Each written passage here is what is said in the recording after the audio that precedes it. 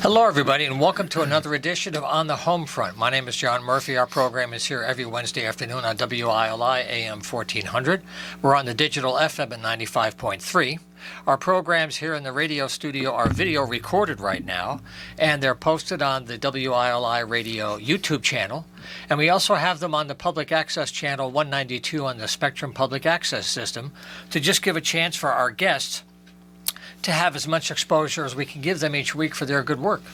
Our program today will be in three segments. We're going to begin with a very interesting story that connects people who live in our area with a lot of issues abroad that you think are news, but it comes part into everyday life when people try to come here from difficult situations and they try to make a new life. So we have the Quiet Corner Refugee Resettlement Project here. We're going to hear from the Ashford Arts Council. And then after a break, we'll hear from Bev York from Wyndham Arts. So let's get started now. We have Steve Lane in the studio, and we also have Jen Beck. They were involved with the founding of the Refugee Resettlement Program. It's good to have you back in the house, Steve. Good to see you, Murph. That's good work that you're doing. And before we get into the plans for the new family that's just relocated here from Afghanistan, let's go back a few years to when you first started this idea for local activism and uniting spirit and work and trying to deal with the religious aspects in an activist way that is apart from an institution, but more people activating things on their own. We we were founded in 2016. 15. Yeah. And then our first family came to us in 2016. And what brought us to the table was the Syrian refugee crisis that was happening in Greece, that all the refugees were landing on the shores of Greece. IRIS, Integrated Refugee and Immigrant Services in New Haven, is a refugee relocation agency that works statewide and now in New England. And they founded the model of community co-sponsorship. So QCRR, Quiet Corner Refugee Resettlement, is a community co-sponsor of IRIS. So we're a little satellite IRIS in the community. There's about 40 of us organizations throughout the state. Closest one to here may be New London.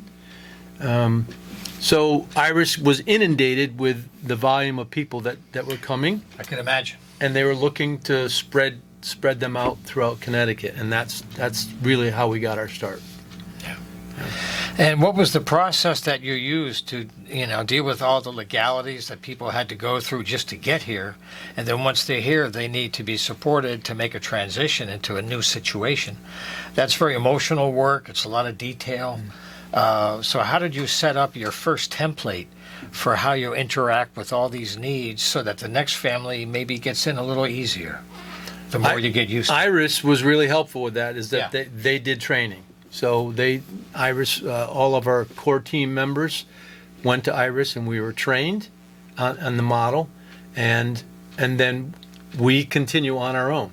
So we have, Jen, you want to talk about the members of we have a core team that really takes care of any aspect of the families' lives that need to be attended to. Excellent. Right. So IRIS recommends that requires, before they approve you as a community co-sponsor, that you are going to support the family in certain ways.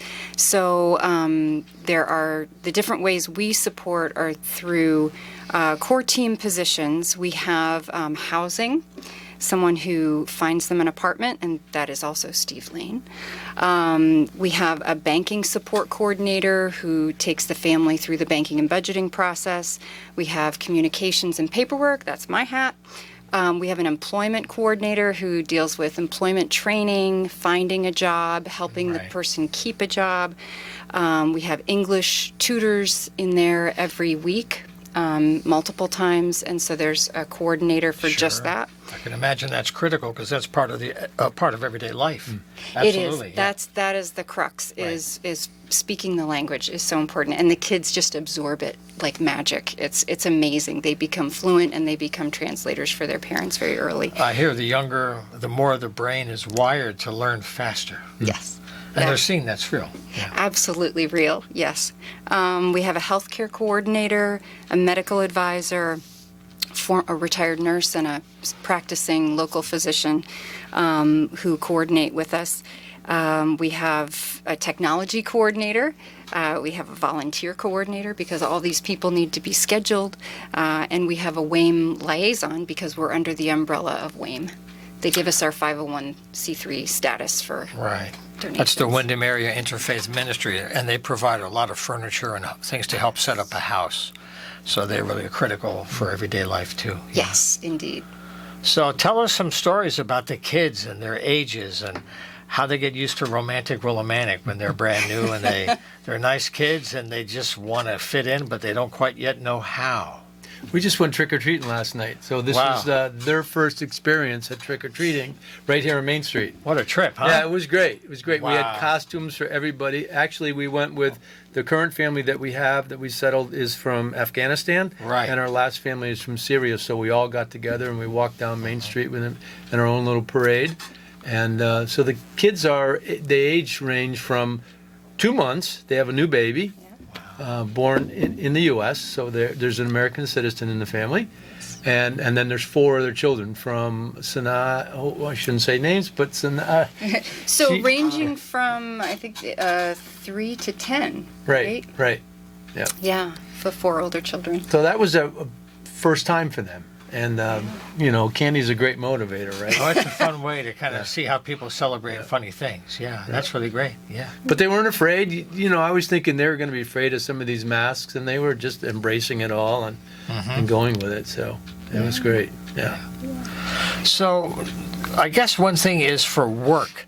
Do you find, at least with the families that you've encountered, the challenge is that the parents may have worked, they have skills, and they're trying to find a way to use those skills now versus new training so they can more quickly get in? And how can people help them if they are looking for employees? Because now employers are saying there's open positions. Right. There's work waiting for people. Yes. So are you trying to match that, or are some people really starting from ground zero and they're going up, getting basics first? This particular family, the dad worked with the U.S. government over in Afghanistan, and yeah, he you was mentioned last part of his stay there. He was a cook, so he worked as a baker, and he's working now at a local bakery. Mata's out in Colombia that have been a wonderful resource for him to learn and patience, and it's just a great family. So they took him in right away, and they've been really patient with the whole process. Yeah. And how about the social aspects for social engagement for the parents, dealing with the kids every day? They still have other things in life besides taking care of the kids. So how are they connecting to area organizations, things of that nature? Just trying to paint a picture of someone coming in and you're helping them with all the aspects. I'm trying to paint a picture a little bit. Yeah. Well, there are people who help them to connect to services, and you meet people through those services. So going to the food pantry, going to the food truck, shopping Right. for your clothes at WAME. I mean, going to all of the medical appointments. They have True. 5 children, so a lot of what they do is centered around the children. But I mean, I know as a parent, I meet a lot of people through what I do for my kids, and I Yeah. think that's true to some extent for them. Yep. They also go to the Islamic Center up in Yukon. Right. They have a theater that they're working on, isn't it? Aren't they part of that theater project as well? The Islamic Center? Yeah. I'm not aware of it. Do you not know? That might be a different center up there, but I know there's a cultural connection, and it's great to have something closer to home in this area. That's really good. So, John, your Yeah. question is really valid because it's difficult for families because they've left everybody behind. And they often don't have families or friends here. And there's not a lot of people from Afghanistan in Willimantic. So that's difficult.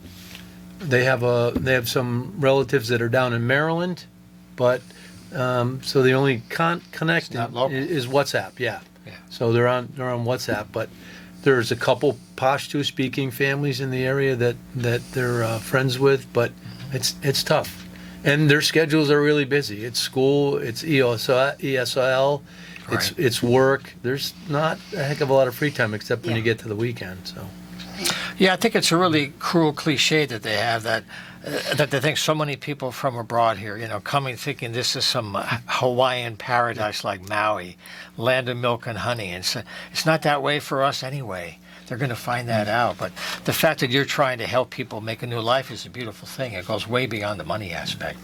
Because just for the grace of God, first you're alive. Who knows about that? But I guess the question is now, at the time that we have, is as you're moving forward, there'll be other families coming.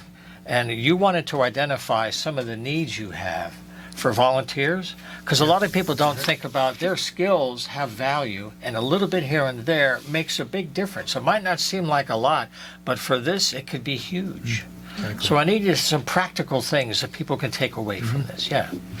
Yeah, going forward, we are going to be looking for help with some of the core team volunteer positions. We're going to need a family support coordinator and a technology coordinator and a volunteer coordinator. And the family support coordinator is someone who is really boots on the ground on a daily basis, accessible 5 days a week at least in the very beginning.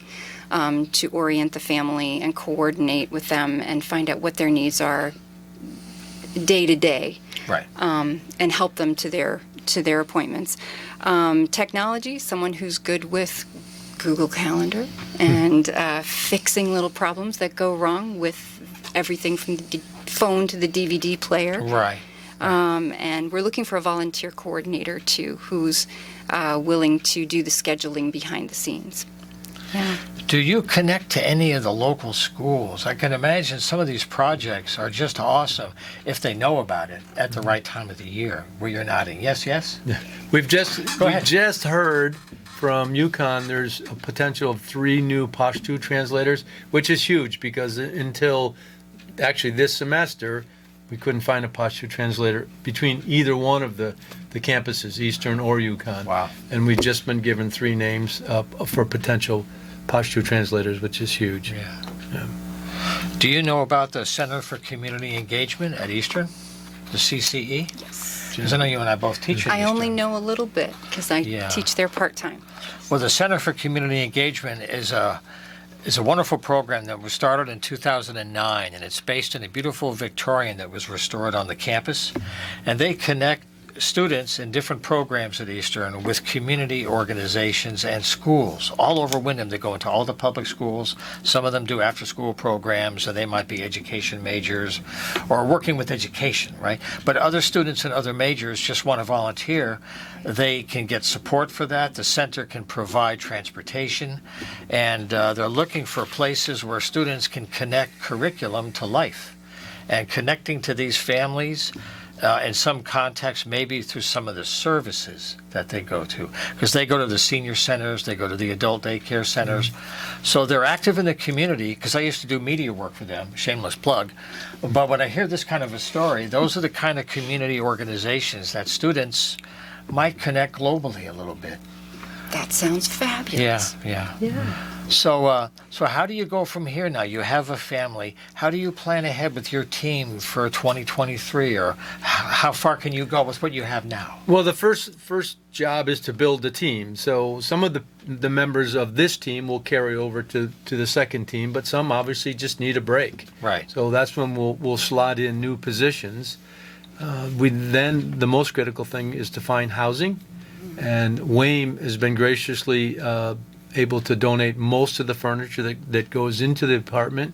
We have found that Willimantic is a really great community to locate people into because it's accessible. You can get most anywhere they need to get on foot for medical services, for school. So once we have the team, fundraising is part of the deal. We have the apartment, and then we give Iris a green light, and then you have to wait. Because things come in waves sometimes. Right. And then Iris will say, okay, we have a family, and they'll give us whatever demographics they have, and Then we have to scramble to find translators for whatever language that family may speak. Right, because you won't know. But the whole thing is like hurry up and wait, because you have to Right. be totally ready for the call. Otherwise, it just won't work. Right. Otherwise, right? Right. Have to have finances in place and volunteers to work under the volunteer coordinators too. Yeah. Housing is tough, so if anybody's out there, we are definitely in the market for a 2 or 3 bedroom apartment. Yeah. Our organization guarantees that the rent will be paid for the first year of the lease. Oh, that's So great. I I'm glad think you we, mentioned that. I think we have a very good track record, and as Jen said, WAME is our fiduciary, so WAME cuts all of our checks, our donations, our tax deductible, they go to WAME. You have the address or the Yeah, Sure. I do. website? Sure, mention that yes. also. Stay in touch So- with these good folks. So checks can be made out to the to WAME, Wyndham Area Interfaith Ministries, with QCRR in the memo line, and addressed to P.O. Box 221, Willimantic, Connecticut 06226. All right. And then I guess the other good way is to go to Facebook. I guess you mentioned that. You have Yeah. a name there. So that way the page has stories, information, and probably this contact information too. Yes, and that's at facebook.com/Quiet Corner Refugee Resettlement. Okay. Well, Steve Lane and Jen Beck, I want to thank you for the good work you're doing all year long, and perhaps we'll have you back after the turn of the season, see how the holidays are going for the new year, and see if anything else could come for recruitment and other volunteer needs. Okay. Thank you so much for having Okay. us. Thanks, Murphy. It's a Great to have pleasure. you. Appreciate it. Thank you. Okay. All righty. Well, we're going to shift gears now and head up to the world of the Ashford Arts Council, but we have a couple of messages. First, don't go away.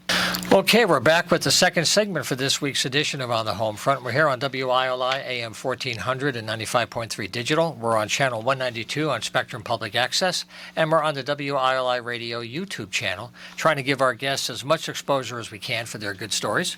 And I'm very happy to have Deb Gagg back in the house again. She is the co-chair of the Ashford Arts Council. We've had Deb on the program many times in the last couple of years.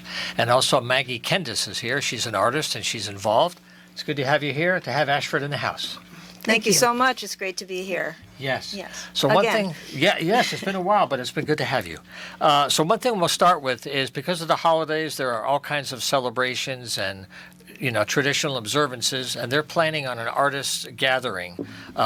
It's kind of a showcase for their work, and that's coming up this month. So maybe that'd be a lead-off, is to go over that artist fair, and then we'll talk about the Arts Council. Okay. Sure. So I just grabbed my card here Oh, there you because go. it lists all the artists. So starting in 2015, we had our first holiday artist market in Ashford. So every year since then, except for 2020 for obvious reasons, we have held this market. And it's a free event to the public. The mission of the Ashford Arts Council is to support all of the arts and to bring the arts to the public. We're going to have about 14 artists on each day. The first day is November 19th. The second is November 20th.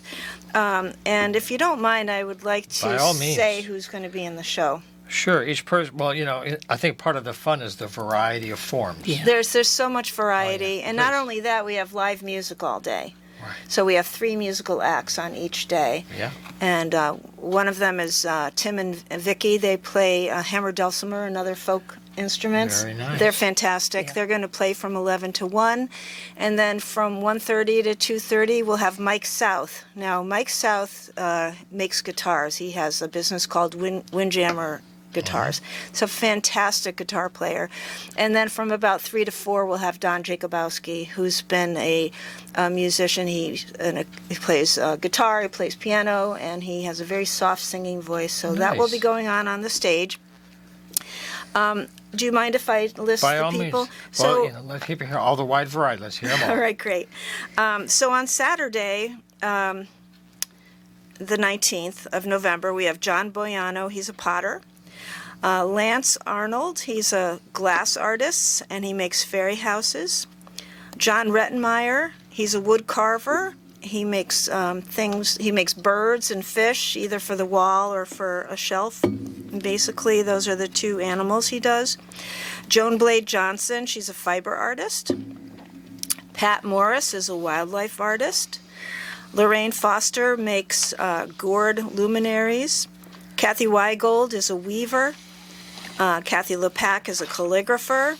Sue Muldoon, basket weaver. Cindy Curry, photography cards. Dana Monaco, she does something called cartonnage, which is basically fabric-covered boxes. Mike Metzak makes goat milk products. Linda Saucier, sterling silver jewelry. And Sandra Huber makes kiln-fired glass beads. That's just Saturday. Right. Well, you know what I like to hear when you run down the list? Yes. Is when I hear of some of the webinars that we go to, Yeah. when they're talking about all these individual artists, this is an economy that's statewide that adds up to a huge amount of economic activity. Yes, And this is just one opportunity throughout the year to keep money local this way. that's right. That's right, yeah. And Yes. that's just for Saturday. That's right? just the 19th. Saturday. Okay.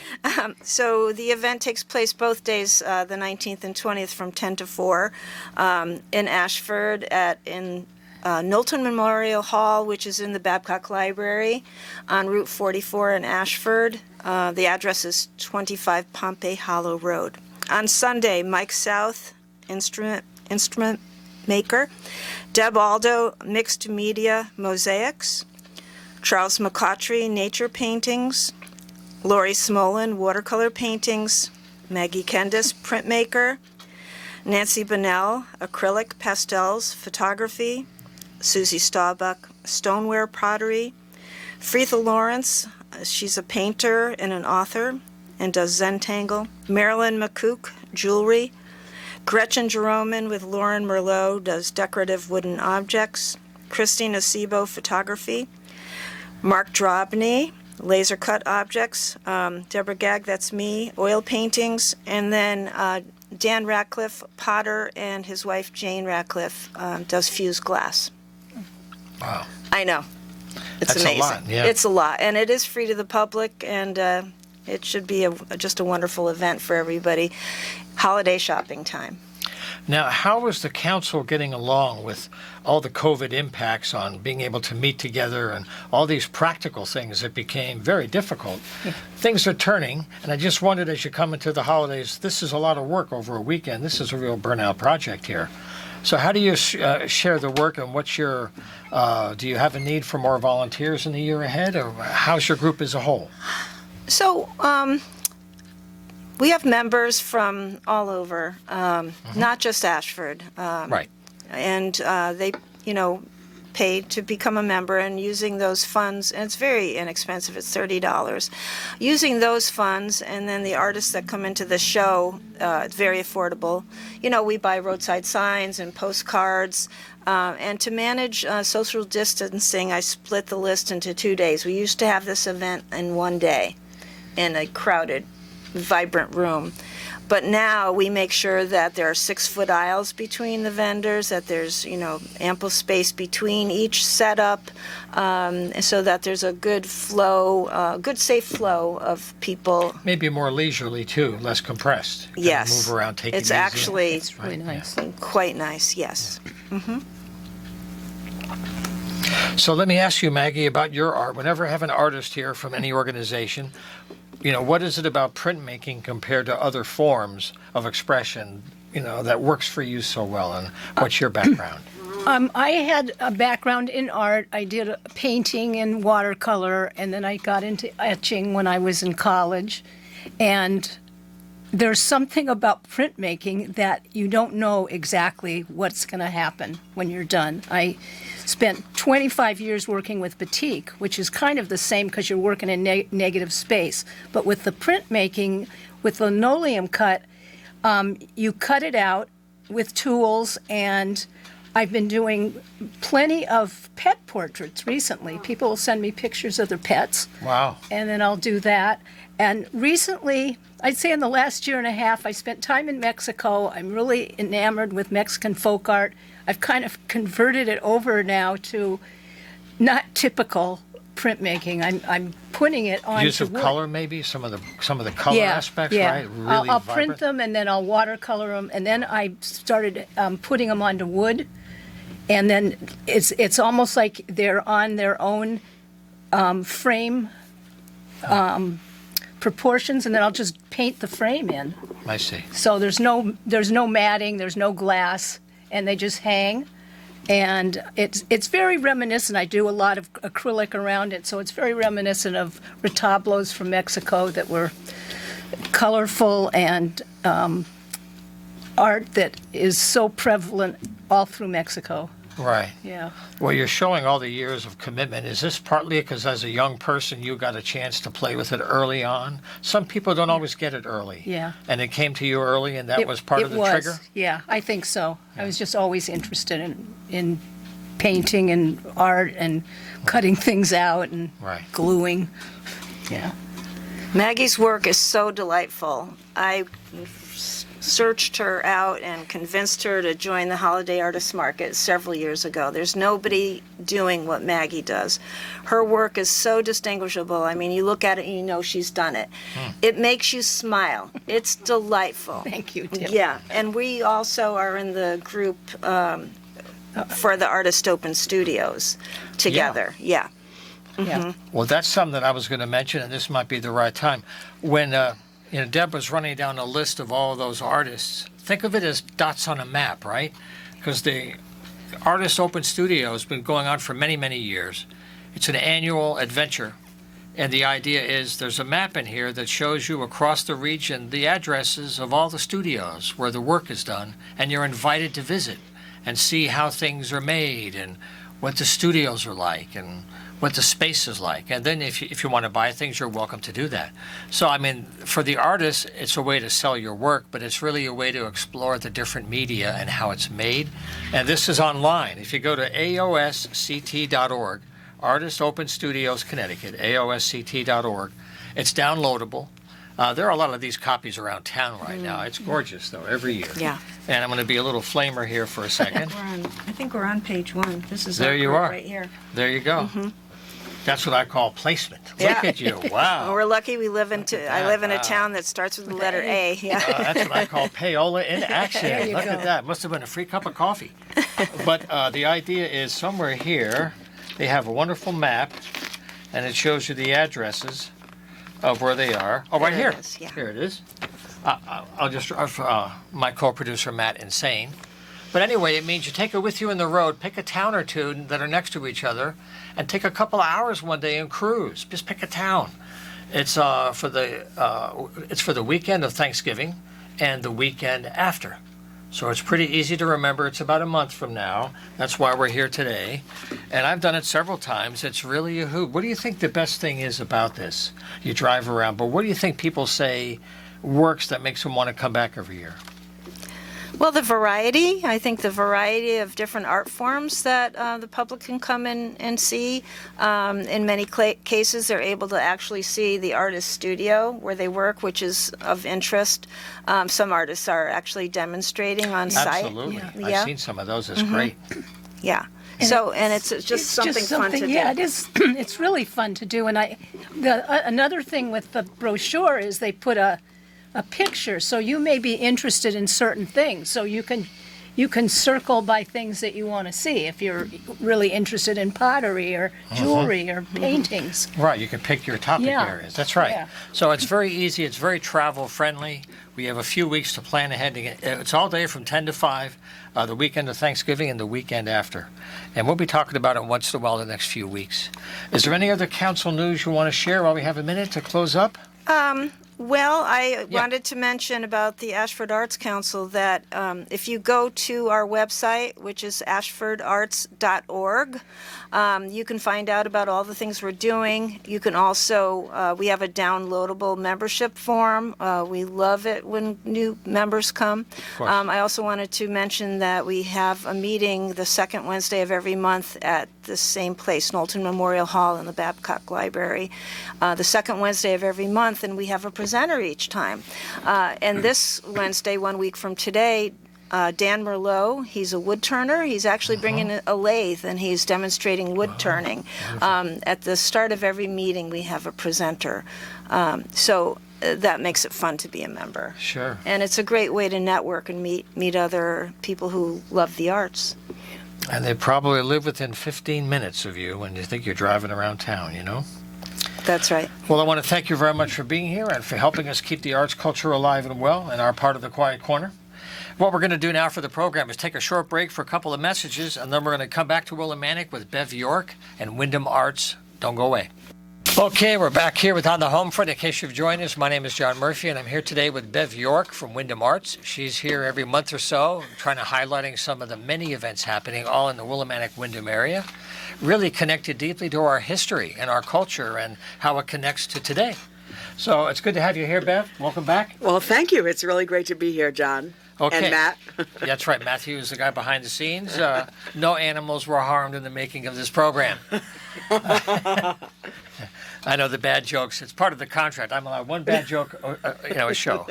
Although sometimes I do abuse my audience. I know. I apologize. That was great. But let's get right into some events. There's some other things I want to ask about, but you have some calendar things people should start thinking about right now. Okay, great. Well, thank you. So, coming up on Veterans Day weekend. Now, Veterans Day weekend is just over a week away. Mm-hmm. Veterans Day is Friday, November 11th. Veterans Day is always November 11th because that's the Armistice Day when World War I ended on the 11th month, the 11th day at the 11th hour. On that weekend, mostly on the 12th, Saturday the 12th, there will be a military encampment and service recognition of our troops on the Jolson Parcel, the Jolson Square, and Shabu Stage. So, the encampment, there will be a timeline. Soldiers from the Revolutionary War, the Civil War, right through Vietnam and Afghanistan. There will be vehicles, there'll be equipment, there's going to be a Continental Dragoon with horses, and there will be ceremonies to honor some vets. There will be food trucks and music and vendors, and it's a wonderful event. And I think that this is really important, that living history, where you actually see people acting out history, is so much more important than any textbook. So I really encourage folks to come down and bring their children. This is a great way to learn about American history. Can you talk a little bit about maybe painting me a picture? That's a pretty big space, and it's beautiful to tell different kinds of stories in different ways. And I can imagine how long people are preparing for this. That's just a few days away, but to prepare to kind of reenact a piece of history. It's a generational tale of the same conflict in different disguises, right? The same challenges, right? So how do you repeat that eternal drama? Well, there will be, for instance, the American Revolution and the Civil War soldiers will be sitting around a campfire heating their coffee and cooking their food, because that's how they lived. And they will have small tents and be unprepared for the weather. Probably not, but that's what they would have been. You bet. The Vietnam display, I understand they are bringing trucks and maybe a tank, and so they'll have more modern equipment that would have been around 60 years ago. Sure. I understand there's quite a bit of World War II, and so they will have several different displays for people to learn about that time period. There will also be a tent with some other things. I plan to play Dr. Mary Walker. She was a Civil War surgeon. One of the few women doctors in the Civil War. She was given the Congressional Medal of Honor, the only woman to ever receive it in history, and before she died, they asked for it back. The military wanted it back, and she would not give it back, and she's buried with it. So I got that part down. I like that spunk. That must get you in trouble, though. I can imagine. I'm always in trouble, John. I love it. But anyway, so we hope to interpret, besides the military, there'll be some other historical people, and some museums will be there. We have people coming from all over, and reenactors and veterans coming from all over, and they need to learn about, we have some amazing heroes right here between Samuel Huntington, the Trumbull family of Lebanon, and the Hales of Coventry. So not just Nathan, but 5 of his brothers also served. So we want to have all these stories told for people. Right. So that's all for Veterans Day, and I hope someone's going to be capturing some of that on video that day, right? I hope so. That's going to be fantastic to capture that. So the public is Yeah. invited Saturday between 10 and 5. It'll be inside the fence, and there will be things going on the stage. Right. But that's the day. So the military folks, some of them might camp there, but between 10 and 5 is when the public can come in 10 to 5. and learn and talk to people and see all the activities. So maybe one thing that we could do, Bev, just before we go on to other things, is give the website, because this way people, or the Facebook page, because this way people can track these events all the time and stay closer to the dates. Okay, great. Yeah, go ahead. So the list of activities and the times will be on the website, which is americamuseum.org. Right. So the event is sponsored by the Eastern Connecticut Veterans Community Center, the Wyndham Regional Chamber of Commerce, the American Museum, the Jolson House Museum, and Wyndham Arts. But the americamuseum.org is the website. Okay. Well, that's a heck of a, how do you follow up on that for the rest of the month? Oh, So- by the way, are there other similar things in Connecticut at this scale? I was curious about how we're doing with other towns to our west. Well, there are quite a few things still going on. Right. When we invited people, they were already involved in other activities. But Okay. one of the things that we are trying to do is pick a weekend. Of course, most of the encampments are in the heat of the summer, but we're preparing because in 4 more years it'll be the semi-quincentennial, America's 250th birthday. And when it is, we Wow. want the Wyndham and Willimantic region to have an amazing event. We want to invite the surrounding towns to join with us and have one big, amazing event to teach American history. So we're sort of, getting ready to work on that. Well, I was there for 1976. That was a big one. It But to was. make it to 250, that's going to be awesome. Mm-hmm. Let's hope all is well for that. So what are the other ways people can get involved and lend a hand with the work that you do, and how can they participate? I know a lot of people are kind of getting back to, quote, normal. The COVID it's still with us now. I think for me it's really endemic now. The pandemic part is kind of over. It's just with us. But people are beginning to accept things and stay healthy. How can this help you, connect, and how can people get more involved? Well, I'd like to say that the new Veterans Community Center has just opened. It's on 47 Quercus Avenue, and inside that building, the American Museum has several little crevices and corners exhibits. We also have one of the large rooms is now an art gallery, and so there will be art shows from RAC and from Ashford Arts in the future will be in that room. It is not quite as large as the gallery we had before, but it is charming. Coming up also at the Jolson House for the holidays. This is a new project that we hope people will embrace and also get involved with. We are going to turn the Jolson House into Dickens' Christmas Carol. So You mentioned that last time, and you're going to act it out. okay, and yes, and so Okay. we are selecting actors now and rehearsal. There'll be a couple of rehearsals in the next couple of weeks. So anybody who likes to act and who wants to be involved, You got to have a Tiny Tim out there somewhere, right? That's right. You got to come on, Tiny, you can do it. It's your chance. Yeah. That's awesome. And another thing that's happening that's new for Christmas this year is that there is a new committee called the Holiday Lights on Main. Now, have they been on your show yet? Not yet, but I know All it's a right. way to make downtown even more sparkly. It is. So Right. I'm helping them with marketing. So I would love to announce their project. Yep. They got a committee together and they raised a lot of money privately. This is not town funds. And they raised several $1,000s and have purchased an amazing array of Christmas ornaments and holiday ornaments that will be on Main Street, around Jolson Square, on the Jolson House. There'll be icicles. There'll be a lot of things to make it into a wonderland. So along with that, they would really like to see the storefronts and the businesses downtown to decorate.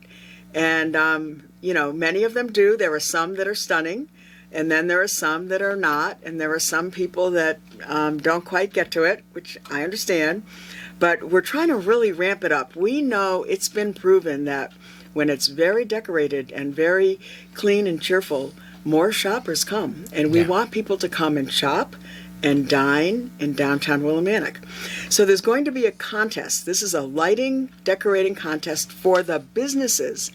Businesses on Main Street and businesses right off Main Street, because we have, a lot of businesses that are just around the corner. So businesses on Main Street and downtown Willimantic, if they will decorate, if they will enter the contest by December 5th, and to sweeten the pot, there are cash prizes. First prize is $300, $125, and third prize is $75. So come on, businesses.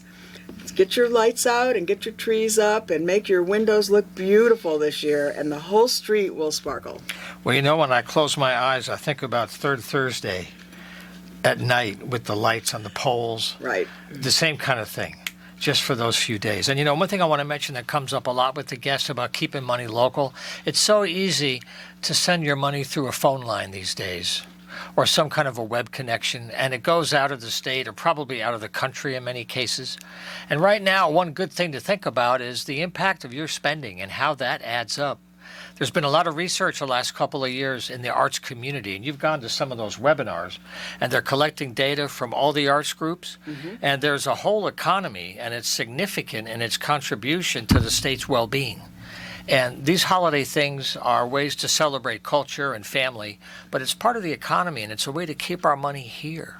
And I know you hear that a lot, but that's part of what some people seem to be doing more and more. They're trying to think about other choices differently. Right.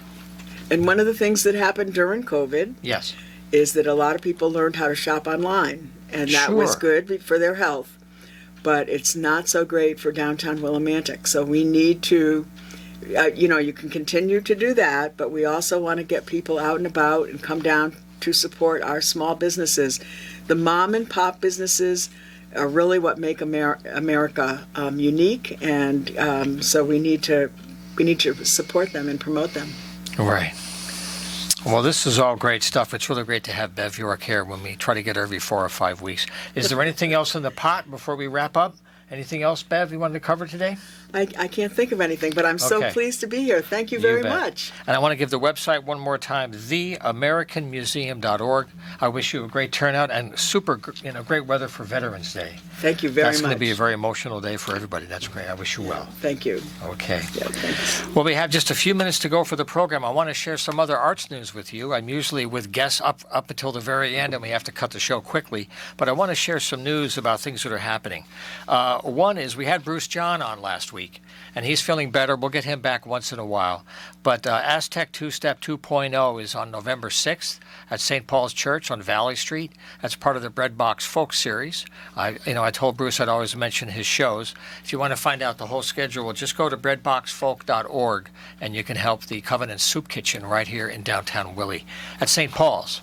Also, Tom Paxton is going to be nearby at the Packing House on November 3rd. Tom Paxton's been a heavyweight in folk music for years, and he's here with the Don Juans, and he's going to be at the Packing House on the 3rd. If you go to their website, you can get their schedule and all their information.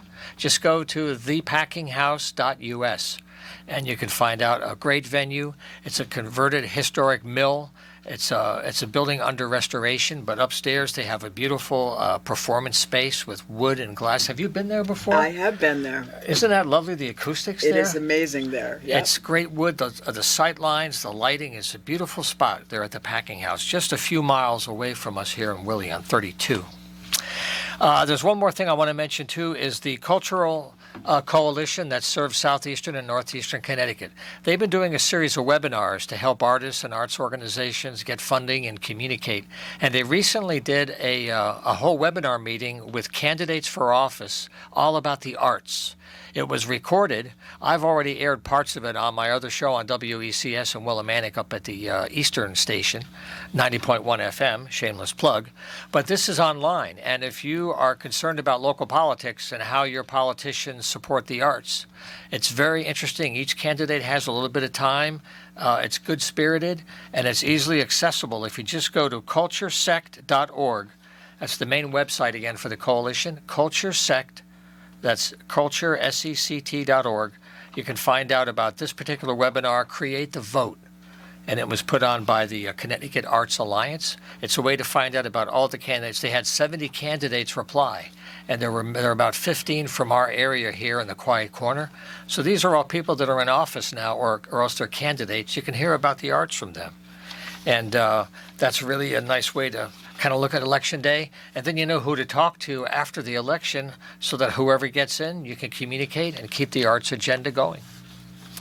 All righty. Well, look, I want to thank you very much for sharing your time with us each week on the Homefront. If you'd like to get involved and be a guest here, just like Bev, send an email is all you need to do. It's john@humanartsmedia.com, and we'll look forward to seeing you next week for another edition.